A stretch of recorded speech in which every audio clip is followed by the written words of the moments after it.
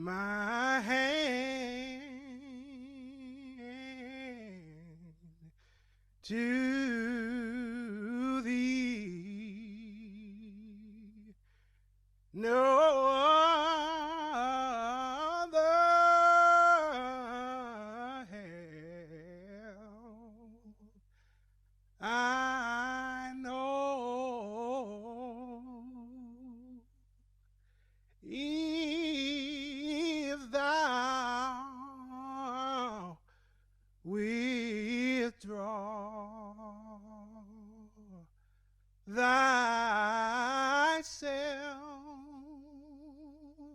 from me, oh, where shall I go? Just a closer walk with thee.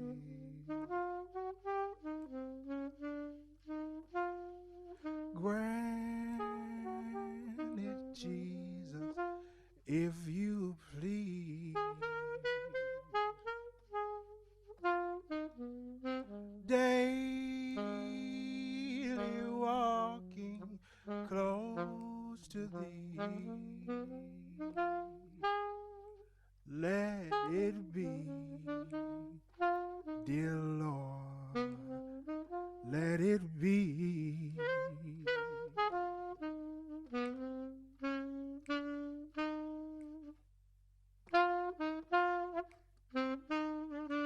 Just a closer walk with thee, just a closer walk with thee, oh.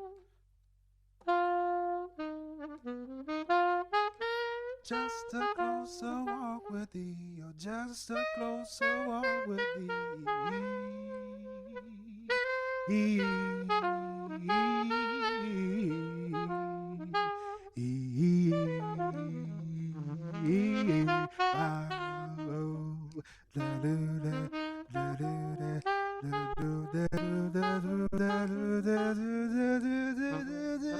I am weak, but thou art strong. Keep me, Jesus, from all wrong.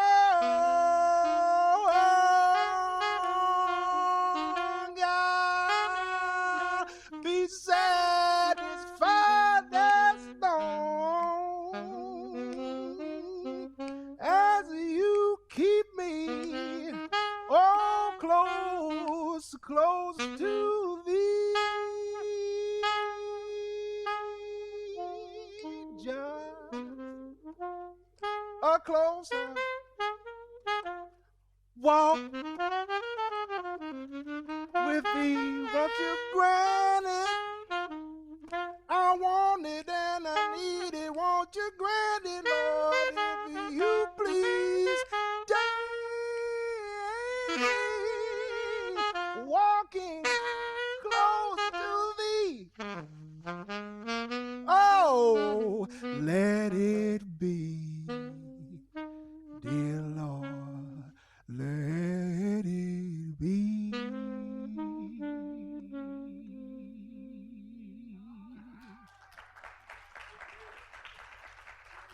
This is a note to a beginning of a conversation. For this gathering, we have chosen two distinct sites for critical reflection and interrogation: theology and music.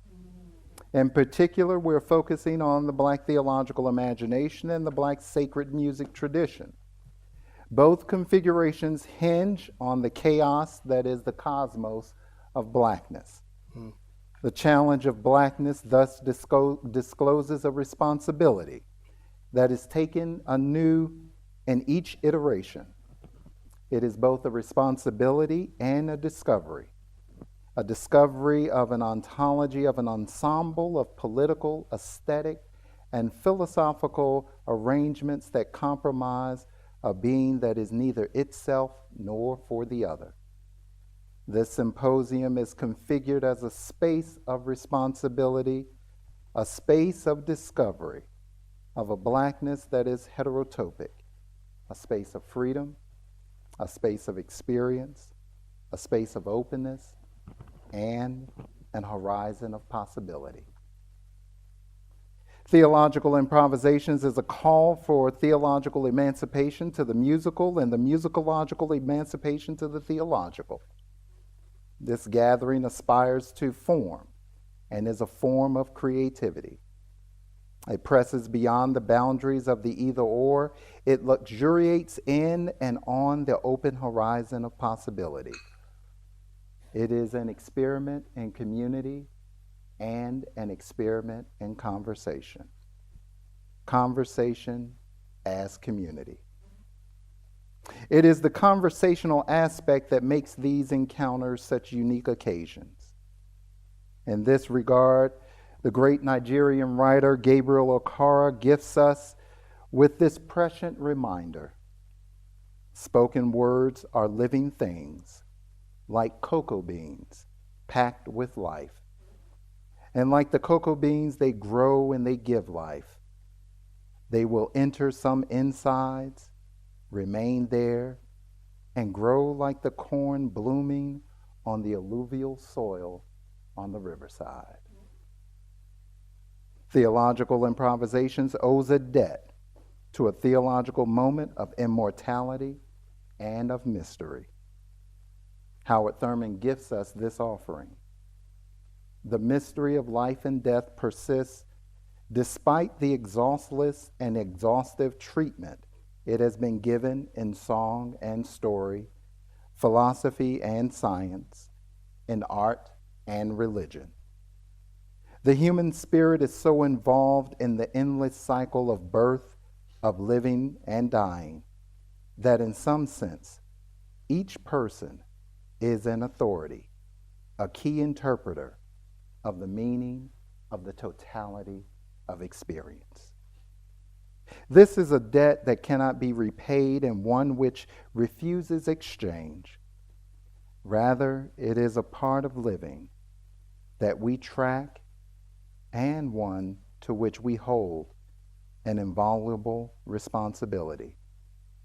It is an inheritance from without, and one that persists and will persist despite our exhaustless and exhaustive treatment in this setting and in all settings of our lives. A final word if there ever is such a thing. The excavations of George Lewis recovers a notion of phantasm that informs theological improvisations. Phantasm, a particular pervasive kind of imagination, one that encompasses cognitive phenomena including sense of self, metaphor, social categorization, narrative, and poetic thinking.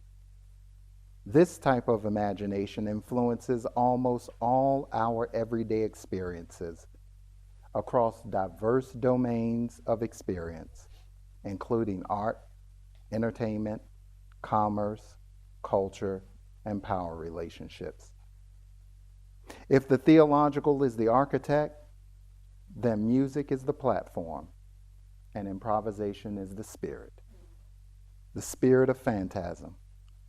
And like the spirit, it is always with us in our sonic lives as we develop a personal sound, a sonic way of life, which is something that all of us do, musicians or not. What we achieve with that sound remains the important task. Welcome to Theological Improvisations. Our question for this conversation, creativity, for Claudrena and for Ninth. How do you think about creativity? How do you think about creativity? It's funny because I don't think at all. Like, creativity for me has been totally a feel. And if you're an artist, that's the hardest thing to do, is to grasp exactly what your feel is. and everybody's feel is different. No matter if you're an artist, visual art by sound, whatever it is, everybody has their own feel, but they know it when they finally hit it. But that's the thing about even if you translate it to sports, most athletes will tell you, I do stuff by instinct. It's not like I'll get to a certain point and I'll do stuff just by natural instinct. It's not thinking at all. And when they tell you when you play sports, they tell you this all the time. Stop thinking so much. Stop thinking so much. And so that's what it is. Once you get too much into your head and make it a less of a feel or a soul thing, you know, if you make more of that, if you overthink things, I know plenty of artists that can't get through an album because they overthink it the whole time. Like, when you gonna put your music out? And it's like, man, it's not right. And this can be some of the best stuff you ever heard. So for me, if we're talking about the idea of creativity, it's not thinking at all. This is about pure feeling for me. No matter what it's been, no matter me teaching, no matter me sitting down making a beat or producing a song, this is 100% been feeling. Yeah, I think for me, creativity is opening up the lid and walking into the unknown based on a feeling that there is something that you don't know. Right. When you have a feeling, when the spirit hits you, there are two things that can happen. You can attempt to replicate that spirit and that feeling. If we stay with sports, it's called a heat check. Yeah, that's what it is.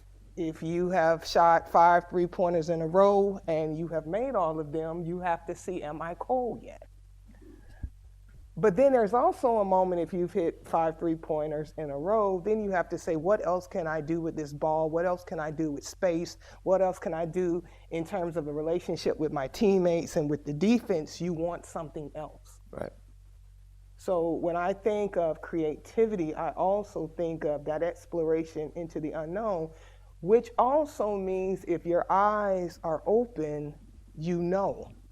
If you close your eyes and you put on a blindfold, then the unknown you don't know. Right. And so you have to explore. And for me, that is what creativity is about. And at the same time, you can explore the unknown without a mastery sometimes of what you know.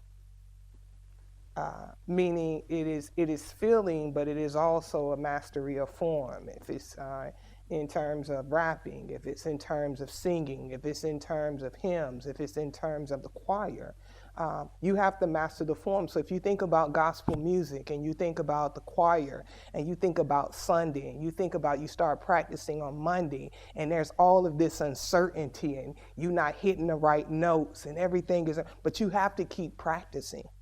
You have to keep practicing to the point that you are at some level of perceived perfection so that when you get there on Sunday and everybody knows their parts, then you can let the Spirit intervene.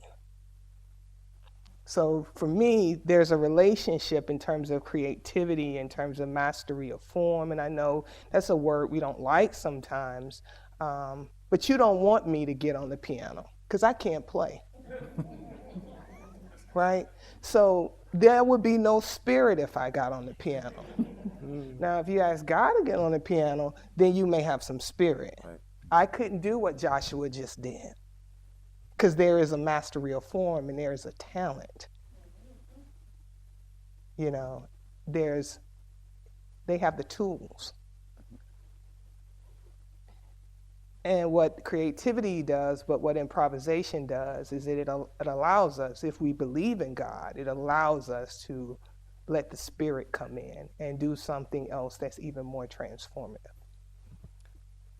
It seems like when you're talking about unlocking new spaces and mastering the craft, it seems like that as the years go on, especially when you're talking about arts, there's a new level you unlock every year or I want to say it comes once a year, but it is definitely, there's a new level of space of awareness that you get to that's like, man, I didn't know this, or that I wasn't here last year. And it's hard to explain to people who haven't walked in that particular path of unlocking mastery, as you would say.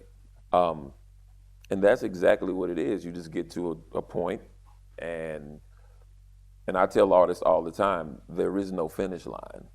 If you truly understand what creativity really means, you know, people ask me, do you get tired of making beats? You get tired? I'm like, no, because I'm always searching for the next level. And it seems like no matter how far I go, I'm here and Stevie Wonder's back there, right? Like he's, you know, I'll make something and I'll listen to songs in the key of life and I say, man, I'm just not there yet. I'm just not there. But that's what it's still, and it always helps too, and I tell artists this too, it always helps to have a tribe of people around you that's also unlocking their mastery too. Because that energy and that universal energy works on all of you. You know, they say it takes a village. Right. So that's what it is, but that's right on point. You never stop unlocking your mastery, and there's not a finish line. You can create. You can create till you leave here. Right. Yeah. And when you think about community, and when I think about gospel music as an art form, and I think about the choir, there's something so powerful about the choir, and there's a relationship between the choir and sometimes the soloist, but also the audience, which is why I named the book When Sunday Comes, because for me, when Sunday comes, it's a process. It's this moment. It's Michael Jordan looking over at Magic Johnson doing like this. That. And, you know, but it's also this moment in terms of the choir as a form. It's a collective. It's Daryl Coley singing and hitting those notes, but it's also the choir. It's also the choir working with Daryl Coley, but it's also the audience who they've heard he's preparing me and sovereign, and so they have an understanding of what his artistic capability is, and so they're waiting for him to hit that high mark. And to me, that is one of the things that's just so beautiful about gospel music, is that sort of relationship between all of those three parts. But it can't happen outside of a community. In the African diaspora, gospel is like the top of the family tree. And I say that because of the idea of, and it's funny to quote Grandmaster Flash and the Furious Five, the message.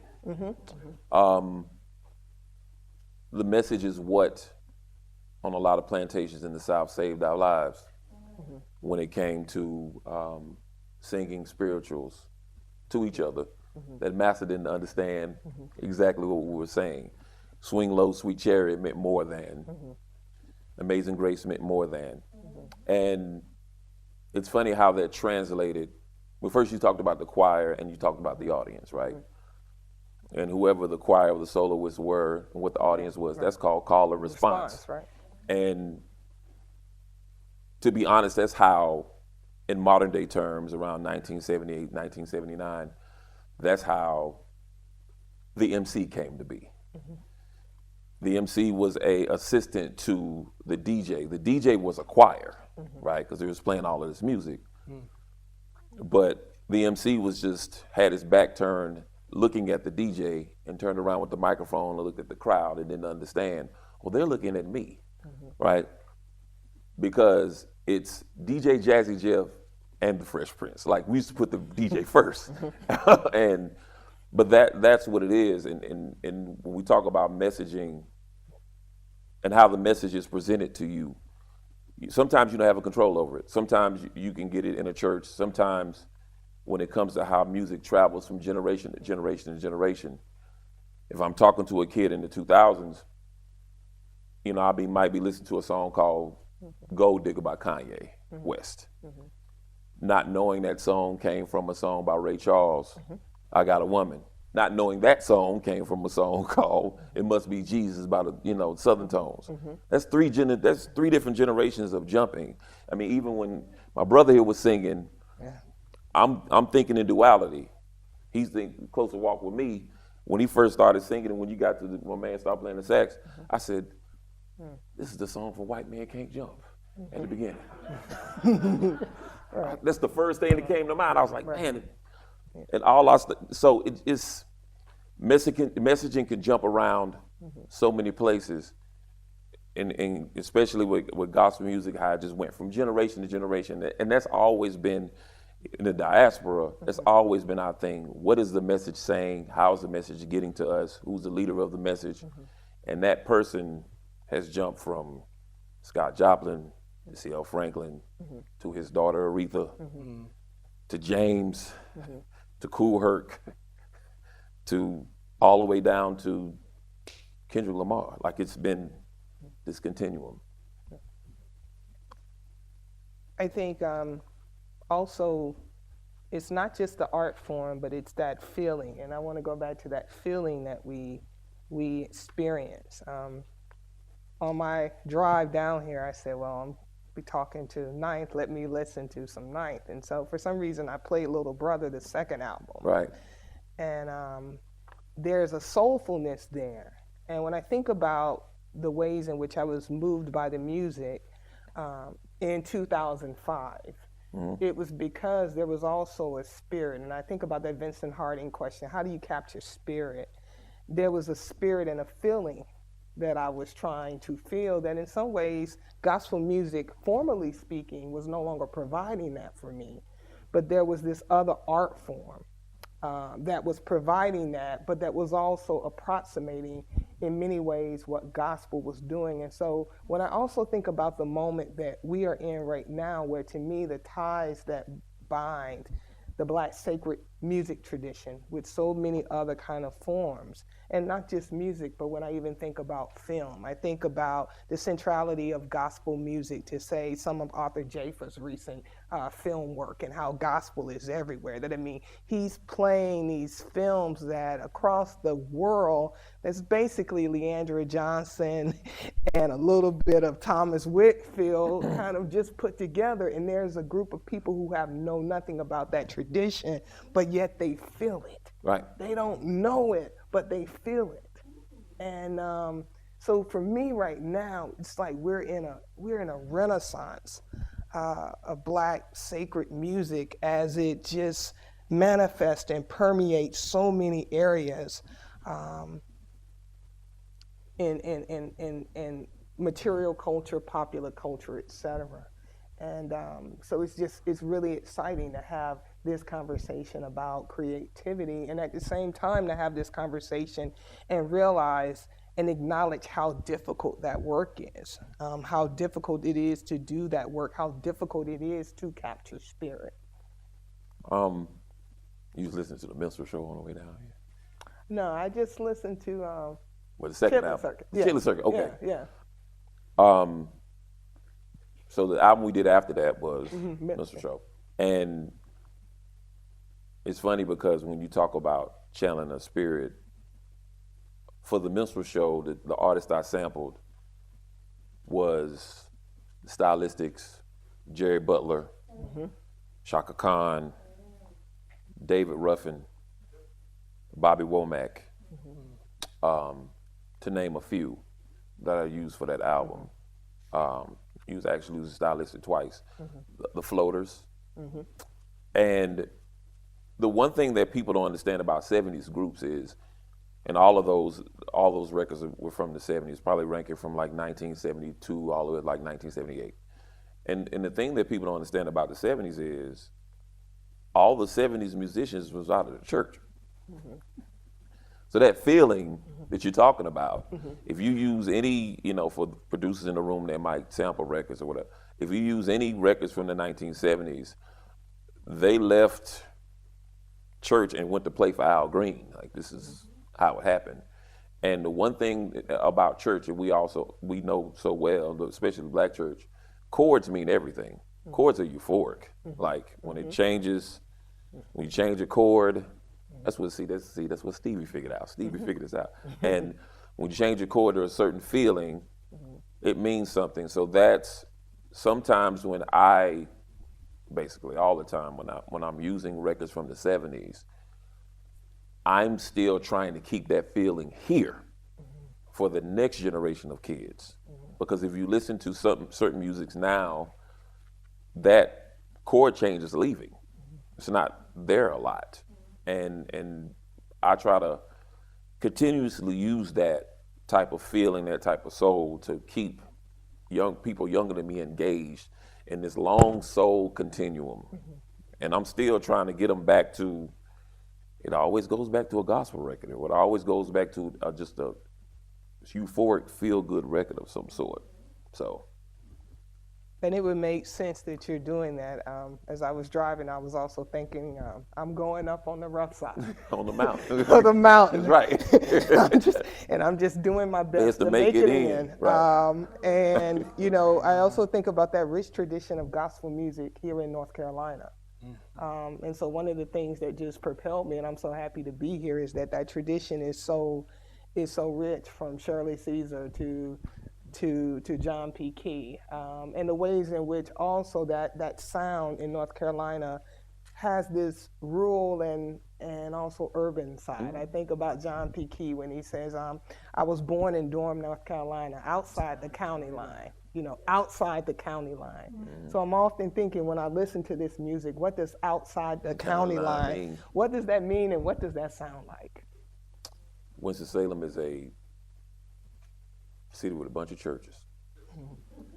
On the east side of town, where my mom and dad grew up, between 5th Street going all the way over to Old 311, there's known to be 100 churches in a 5-mile radius. And it's kind of hard, not hard, but it's impossible to grow up here without not understanding what that feels like. And you're absolutely right. That's why you have a Shirley Caesar come out of here. To be honest, even although she didn't sing gospel, but it was very spiritual and very moving. That's why you have a Nina Simone that comes from here. Coltrane. Roberta Flack. Yeah. There's a feeling of that. Yeah. Absolutely. Yeah.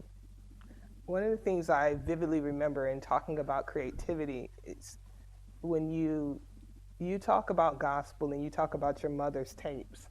You talk about tapes and taping over tapes, I think. A lot of children here don't understand what you just said. Oh, I know. See, a long time ago, there were these things called tapes. And a long time ago, some of us, our parents didn't have much money. And so you would actually take the cassette tape and you would, record something. But if you wanted to record over it, you had to get a piece of tissue and put it in 2 little blank spots. And then you could just keep recording and recording. So Shirley Caesar tape might not have been a Shirley Caesar tape when you played it. It might not have been at all, because when I also think about creativity and improvisation, the ways in which, how does an engagement with the archive also shape that, and also those memories? Oh man, well, the archives is something I've probably been collecting for the last 20 years, and that's vinyl, which is kind of making a comeback, but also trying to get my students to understand that there's a difference from having music on a cloud to holding music in your hand. That is, you have a different relationship with the music when it's yours. The MP3s on the cloud or whatever on your phone belongs to everybody. And you just downloaded it. There's no story connected to it. If I traveled to London and went record shopping, and I found this rare record, there's a story connected to that, and it's mine. And so that's been the thing for me, just going into those kind of archives, back to messaging, it opened my mind up to so many genres of music. I don't think people really understand the tentacles that hip hop has had.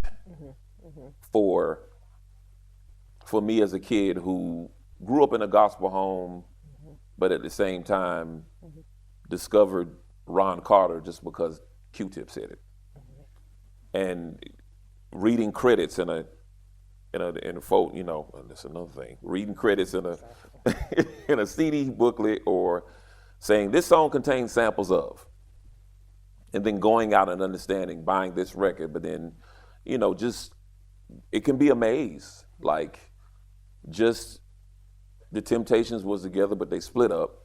Eddie Kendrick has like 10 albums. David Ruffin has 11. It's like just this maze of things you find out just by looking through archives that way. It expands your music palette. It expands your creativity is what it does. And that's what it did for me. It just, again, kept expanding to the point it's almost like sensory overload almost. Yeah. And you almost have no choice but to, so if you're writing on gospel music in the Black sacred tradition, there's so many of those albums that are just not available. There's so many of those albums that have not been reissued. And when you also write about gospel, you have to confront the fragility of the archive. For example, in Durham, there was a gospel record store that is now like a soul record store, and you would never know that history. When I started working on When Sunday Comes, there were about 6 Black-owned gospel record stores. By the time I finished, most of them had closed down, including Reed's, which was the oldest Black-owned record store in the nation. And so that also thinking about just creativity, but the gospel archive and digging deep into that archive and understanding the importance of that archive and shaping how we think about the history. For me, on a personal level, it's been important because my uncle was a DJ, but he was also a record producer at Atlantic Records and Warner Brothers. His name was Dave Crawford. If you ever heard songs like What a Man, for example, he wrote and produced that. Candy State and Young Hearts Run Free, Mighty Clouds of Joy, B.B. King, I'd Like to Live a Life That I Sing About. But, I have gone broke trying to get all of his stuff. But when I also think about gospel, I think there were a lot of things he was wrestling with in terms of identity. And it's interesting to me as he engaged in, I think, theological improvisation, trying to understand what God meant for him, what God meant in the 1970s in a Nixon, era. The Mighty Clouds of Joy, he produced 2 albums for them, Time and Kicking, which had Mighty High. And gospel for him, I think, theologically and musically became a venue in which to explore the unknown. To engage theological questions that he couldn't engage with his productions with Wilson Pickett, and that I think he did not engage in his productions later for Candy Staten. Though if you listen to Candy Staten's Young Hearts Run Free, you will hear kernels of Mighty High. It's there if you sort of listen to it. So for me, when I also think about this question of theological improvisation, I am interested in what gospel music does for someone who needs exploration, who needs answers, who needs a formal space to explore something that wasn't available in soul, that wasn't available in jazz. And I'm also interested in what was he thinking in terms of theology and the Bible. Well, why gospel? He has a song on the Mighty Clouds of Joy called Everything is Love. And then one of the lyrics is, love is not just between a man and a woman. And I sometimes say, Uncle David, did Joe Ligon know what he was thinking about? But also, Uncle David, why did you pick gospel? Why not have that lyric with Candy Staten? I'm sure it would have been easier. So also, what is he trying to change? It's a moment of improvisation. So why gospel as form? Why wasn't it jazz? Why wasn't it R&B? So just, I know we said being creative. I just wanted to kind of share some of the things that I am thinking through.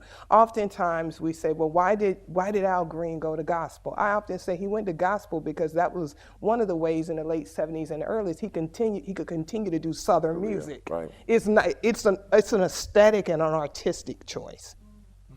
It's not just I don't think it's just a conversion story. I think it's a formal decision, an aesthetic choice, but I think for my uncle, it's also a religious, theological, spiritual choice. I am not in religious studies, so I will leave it to you to make that distinction. But that's what I'm also thinking in terms of creativity. Why do you need to make Jesus as king? Why do you need to do a kingdom cometh? Why do you need gospel as form?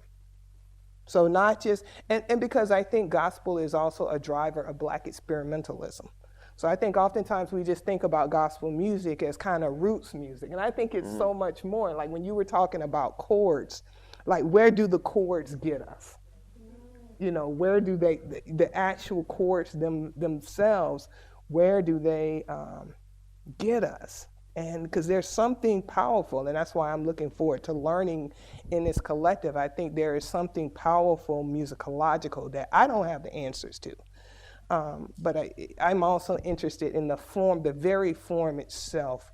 What spiritual and theological possibilities does it bring?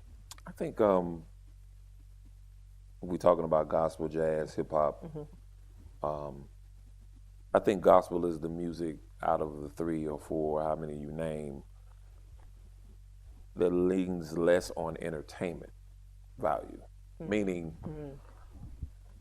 entertainment, I mean, we can't say that for a lot of gospel, but we can. But I think it was the one with the most honest beginning. And it wasn't a quote unquote industry attached to it right off the bat. With R&B, that was a term created by Ahmet Ertegun and Jerry Wexler.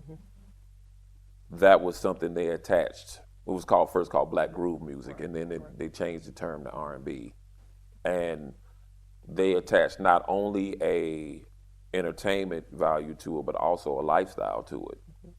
And it became something that was just surely that. Not to say you couldn't feel it, not to say you couldn't fall in love with it, but it was more of just entertainment. As for gospel music, it was kind of looked down upon if you profited off of it as far as the music concerned. I mean, we started to see records later and printed later in the 60s and 70s, but you got to think, it was the first art form to come out the cotton fields. So it's kind of hard to not use that. If this is the thing that drove us out of slavery, if this is the thing that made us want to run, and it gave us that type of inspiration to risk our lives to run towards the Mason-Dixon line, why would we not use this vessel to get across the messages your uncle was trying to get across? Because everything else is kind of, I guess, tainted, so to speak. Even if it starts off honest, it didn't have this 1610, 1700, all the way up to 1950, 60 untaintedness, if that's even a word. Like, it didn't have that kind of system that it was put on top of it, like it was put on top of R&B, that was put on top of jazz, that was put on top of hip hop. Even if people didn't think hip hop was going to stay around, even if people didn't think that jazz was not profitable, gospel was the one thing that even the people looking outside, looking in and say, yeah, no, I'm not touching that. Like, I'm not touching that music. That music has a sacred thing to it. So I think that's just a guess why that's used as a vessel more than anything else. If that makes sense. No, it makes a lot of sense, and it's hard. It's also a hard art form to. It's a hard art form. In 2018, Kevin Everson and I did a film called Hampton, Black Voices. Like so many historically white colleges and universities, Black students come in sort of a critical mass in the 60s, 70s, and they form gospel choirs. Right. And we were doing a film based on Black voices when they traveled. A story that the great Deborah Saunders White, who was the chancellor at North Carolina Central, I was teaching her son Cecil, and she shared this story of like, the only time she really felt proud at UVA was when the transportation service allowed them to borrow a bus and drive to Hampton Roads and have and she was like, I wasn't in Black Voices, but I was just proud. So Kevin and I tried to recreate that bus scene. And we used as the song, the Commodores' Jesus is Love. And the song too. Visually, it was amazing. We had the bus driver sing, and it was great, but I wanted more from the choir in some ways. And it was interesting to think about matching the sonic with the visual in that moment. And there was a certain kind of mastery, once again, a form that I needed to capture that spirit, that in some ways I think we fell short. as artists. And it's something that it reminded me of also just the profound respect one must have for the form and creativity, because it's not an easy form. Mm-mm. It's not an easy form. It's a form that requires just a certain level of craft too. As my brother would know right here. Yeah. You know, out of every, going back to the different art forms we have in the diaspora, the solo in church on Sunday is the one thing you better not mess up. Am I right? You're right about it. You're right about it. It is the most on this, and here's the thing: it's even thinking about that, like the documentary "Amazing Grace," the Aretha Franklin one, right? Yeah. And when I saw, you know, the church was packed and James Cleveland was on the keys, and in the back was Mick Jagger. Yeah. Yeah. Right? Yes. It's just, even he knew this is where the craft is home. This is it. Yeah. And so many careers have started or failed on a Sunday when you did get it right or did not get it right. And that is from Aretha to especially Whitney, right? That was a place where if you say you can sing, let's see it on Sunday. Yeah. And that it is the most, and it's the most scrutinized. Yeah. Yeah. I think people would rather be scrutinized by anybody else than messing up Amazing Grace on Sunday morning. Right. And that's you're right. It is you got to hit all the notes right. Everybody, and here's the thing: you're singing a song. It's not like singing a new song. You're singing a song that everybody knows, Right. and has a certain standard, and probably knew somebody 2-3 years before you that sang the song great. As soon as you stand up, you better sing it. So that's like that's the thing, is a real, you know, scrutinized thing. And we even took we took that over as a people over to something called Showtime at the Apollo. That's where we took it. And boo you quick if you don't. You know, singing somebody else's song is you better not mess it up. So Yeah. And I think one of the hardest things about recognizing the importance of craft and theological improvisation is also making sure that you leave room for spirit. So one of the hardest things about talking to gospel artists is they never really want to talk about craft. One of my favorite quotes from Twinkie Clark, someone was asking her, did she listen to secular music? It was Carol Cooper. And she says, I don't listen, but I hear. And especially to me, sometimes among women, I mean, Twinkie Clark, just, you know, master musicians, Shirley Caesar. Sometimes when I listen to Shirley Caesar, and particularly her sermonettes, like the Praying Slave Lady, I'm like, what is she reading? What is she thinking about? What's, like, her mind just really fascinates me. And at the same time, you're a vessel of God. And so in some ways, being a vessel of God requires you to have a certain level of humility.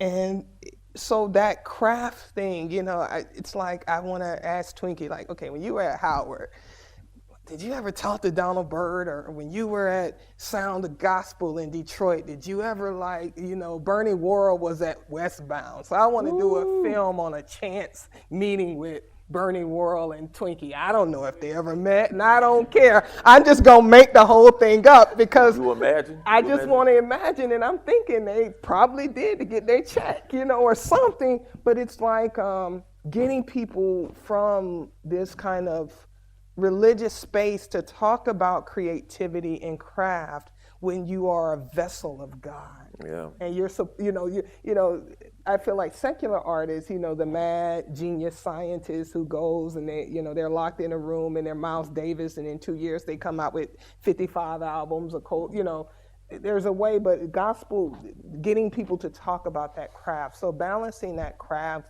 the question of craft and spirit and God is just so very fascinating to me. It's funny because it goes back to what I said about the different genres. A lot of people in a lot of like jazz and R&B and in some parts hip hop they don't operate with that type of humility because they move. Sometimes they move without a higher power involved. And that's the thing. When you're a gospel artist and you know you're a vessel, you know you have some type of, well, let's put it like this. A lot of artists in different genres don't understand that they have a calling. In gospel music, you understand where this comes from. You're singing a message that comes from up here. It's not, and you're the vessel of that message.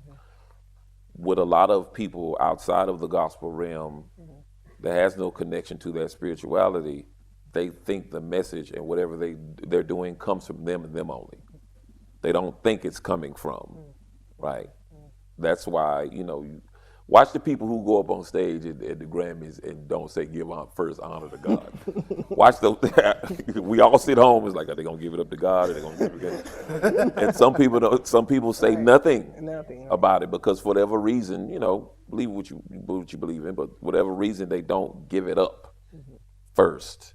And even when they do that, a lot of people kind of look at that and say, "Oh, it's not the place for that." I don't want to hear that. When it comes to other forms of music. But some people get up there, whether it be a MC or whatever. First, I give it up to my creator. I want to. And it's funny we're talking about theology. That's the one thing I can respect about hip hop and the members of hip hop that study Islam, because they not only talk about it in their music, they fully practice it.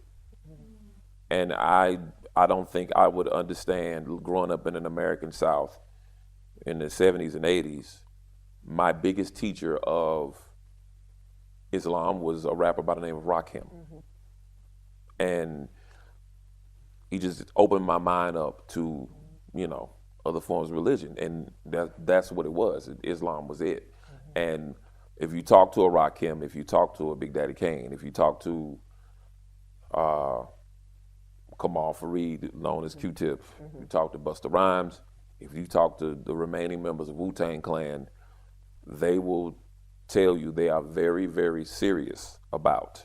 And that was, people always say, oh, what's up, why won't Christian rap do whatever? Why won't this and that, or spiritual rap or whatever? And I'm thinking there is spiritual rap. It might not be from a Christian standpoint, but if you talk to a lot of rappers, they have studied Islam for all their lives. And that's the most remarkable thing about that. And they give it up all the time. And I'm glad you brought that up because I think it shapes the sound. Like, I can't imagine most Defs black on both sides without Islam. Right. I mean, it literally is there in the sound. It's there in the sound. In the sound itself. And the message and the words. Yes. Rappers like Jay Electronica, talk about, even talk about who they meet.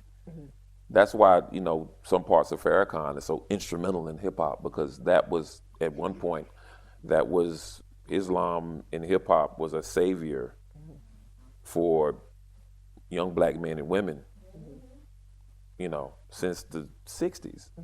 And and that's what it was. It was just an amazing thing to see that you can get that type of spirituality from from people that thinking this music is not spiritual at all. And we got it from it. Brand Nubian, I can name people all day long. That people that talked about Allah, talked about God, talked about, being godlike and knowledge, wisdom, understanding, and all that stuff. Like, I learned that from a rapper. Learned everything from a rapper. I picked up a Quran because I heard Big Daddy Kane talking about it. How do you think about creativity? Community? Continuum? Craft? Call? Commodity? Cartography? How do you think about creativity? We now have a few moments for any questions for anyone who'd like to ask a question. I know we have these throwable mics for folks, so we can throw them down. And folks, let's give a hand for Catherine Morris.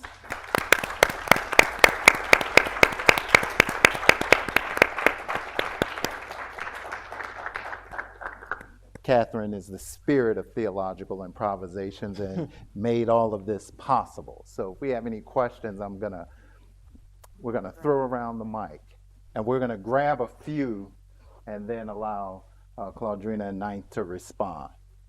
So we got one here, one here, and okay, so we got 1, 2, 3, 4. Go first. We got You know 4. how loud I am. I probably don't need. Yep. Anyway, you said something. I'm sorry, but you said something about people getting, a lot of rappers and music and everything. Of course, coming out of the church, being taught that, in church. Now that people don't attend church, that a lot of people don't attend. Where are we going to get this from? I don't know. Where do you see this coming from? Oh my God, Okay. I don't. Where are we going to get this We're from? gonna get it from. I got you. Okay. Got it. Where are we going to get it from? Second. Thank you for everything you've shared. I'm curious about your own creative process, your process of creating music, your process of writing. How does improvisation, spirit, all those components relate to that process for you? Where it come from? Creativity for your process. Like was previously said, I appreciate all that you are bringing us today. My question is, what is the marker of that mastery, so that when you are participating in your art form, you do have enough to flow, to be creative, to allow the spirit to work through you? When do you know you got mastery? When do you have mastery? Okay. And last one. Hi. I was going to ask a question very similar to this gentleman over here, so I'm going to switch it up. Let me just forming it in my head. But in terms of moving through different forms of mastery or different forms of creativity, it's kind of connected to that mastery.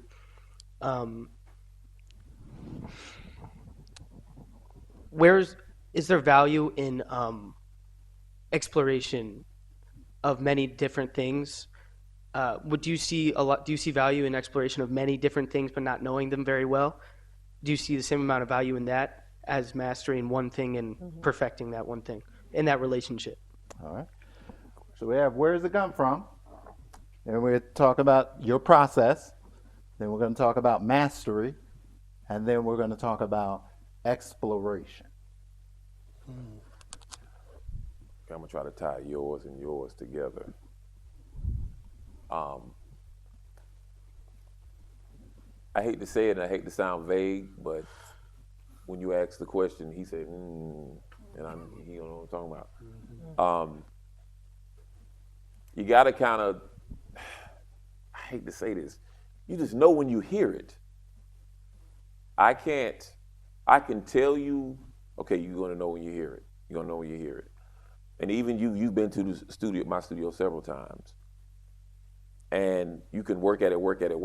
But then you'll bring me a beat and say, okay, Knife, listen to this. Because you know this is different from everything that you've done thus far, right?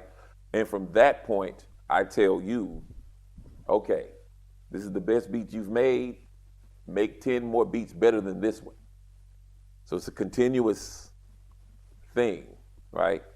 But it's not it's not a time limit thing. It can hit you at 3 a.m. You might be alone.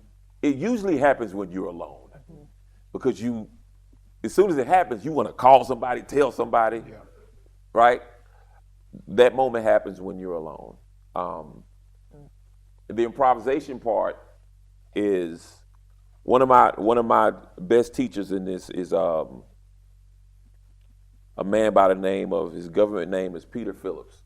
His producer name is Pete Rock. And he told me when I first started listening to records to sample and to use certain parts, he said, Knife, man, clean up the house and listen to the record at the same time. I said, okay. Listen to the entire record. Clean up and listen to the entire record. And I would do that. And that's when it started to come to me. Like different parts of a record I wouldn't hear if I was in this particular point. And then now it starts to make me think, okay, I can use it this way, I can use it that way. That's where the improvisation part comes from. I don't believe in betting on 12 different horses in one race. You know, they say don't be a jack of all trades and a master of none. It is always to master, for me in my thought process, to master one thing at a time, right? Sometimes it's like going to a restaurant with a big menu and you don't know what to get, right? Just master one thing at a time. For me, I had to master the art of making beats before, and master the art of listening to hip hop and making beats before I can ever step into a college classroom to teach it. Imagine me trying to learn how to be a professor and make beats at the same time. It's not gonna work. But I had to learn how to. Professor Henry Louis Gates calls it double consciousness. It's to do a thing in art and to step outside yourself and point at yourself and say, this is exactly how I'm doing, this is exactly how I did it.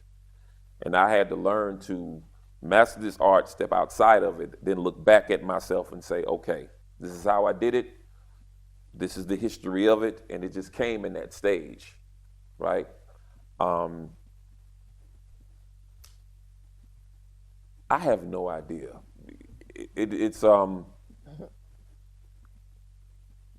I ask my students, and I think I asked y'all on one of the first days we had class here, what music do you listen to that teaches you how to love, that teaches you inspiration, or motivates you? Name me 5 or 6 modern day songs that does that for you. The issue is, of course, they couldn't come back with a lot, right? But the issue is, not to say none of this, but not as in abundance as ours. It's not a old versus new thing. It is what it is, because the problem is people are not using music as that vehicle as much anymore. It is not that source anymore. She talked about using gospel as a source to send certain messages. Some parts of that transfer to hip hop, some parts of it. Using this vehicle to teach a kid Black history, right? Using this vehicle to teach this kid this or teach this kid that. That was the early days of hip hop. But then now, if you do that now, that's shunned upon, right? Public Enemy's It Takes a Nation of Millions to Hold Us Back sold 2 million copies. I don't think that record would sell 2 million copies now, because some kids in this generation doesn't look at hip hop as a vehicle for that. I don't want to learn anything while I'm dancing. This is pretty much. This is it. Look, if I'm dancing, having a good time, I don't want to be taught anything. It has to be almost mine. That's what it is. And if you grew up in a generation of just that being devoid of hip hop, that's what you think about it. In my Duke classes, I go around the whole entire room. I have 140 students in my Duke class. And I ask every last one of them, when you think of hip hop, give me 5 adjectives or give me 5 nouns you think of. None of them are knowledge. None of them are love. None of them motivation. It is money, cars, sex, women, whatever. But that's what's been fed. So I have to spend the first half of that semester playing them music that, God, I had no idea. I learned all of this from this art form. So, and it goes back, the message, it just goes back. It's in some type of foundation. Some of us that left the church and got into hip hop, I promise you, even Ice Cube, even Dr. Dre, I bet you anything, we just cut this record, don't let my mama hear it. That's Christopher Wallace's mama, Biggie's mama, said the same thing. She said, I don't want to hear all of that. He knew it. He knew it. That still had that in us. I don't know if that exists now Yeah, well, I see. because of lack thereof. So Yeah, I think the church evolves. So when I mentioned the students the choir not sounding the way that I wanted them to sound, the church evolves. And it's not that they didn't attend church. Their church sound was different than my church going to Shiloh Metropolitan Baptist Church in Jacksonville. And that's just the reality. And so in some ways, in our art making process, I think I felt them, because what I should have been able to do was find a way to work with their voices in such a way that accentuated those strengths that they had out of their particular religious tradition.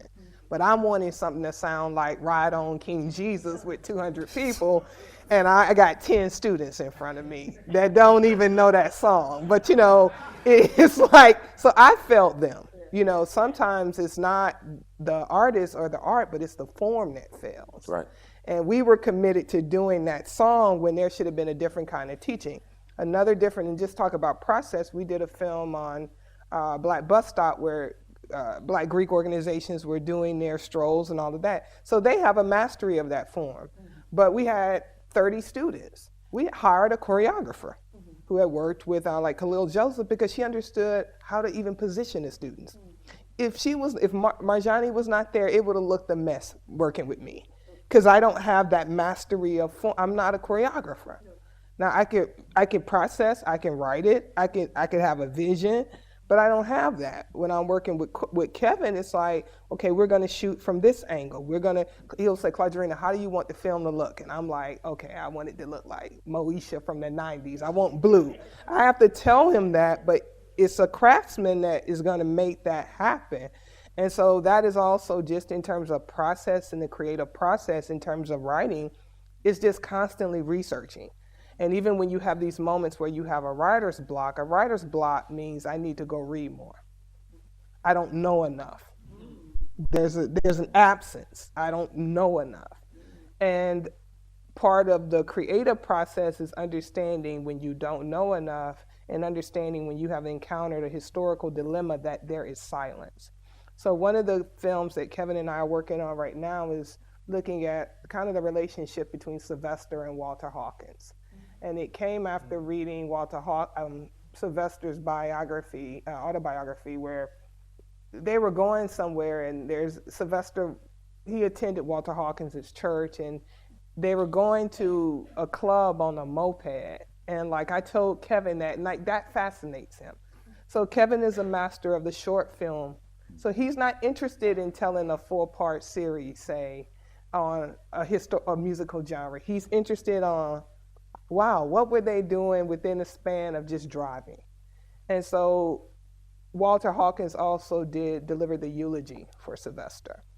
And thus far, I only have about maybe 4 sentences from that eulogy, because it's not just something in '89 they were going to publish about AIDS. We're not going to get that from the church, and we're not going to get that from some other entity. So I have recreated a eulogy. So we're writing a eulogy, and I have certain ethical standards. And so for me, like, when will I know that we're finished? When it's right. When I go through a peer review and I think people, okay, this is good, but I'm also reading other things. Then we're going to put it to music, and then we're going to just use some footage, and it probably won't be more than, say, 6 minutes. But there is a process, and so I think it's also understanding when you don't know enough, which is for me 99.99% of the time, but also understanding that there is a critical silence in this right here.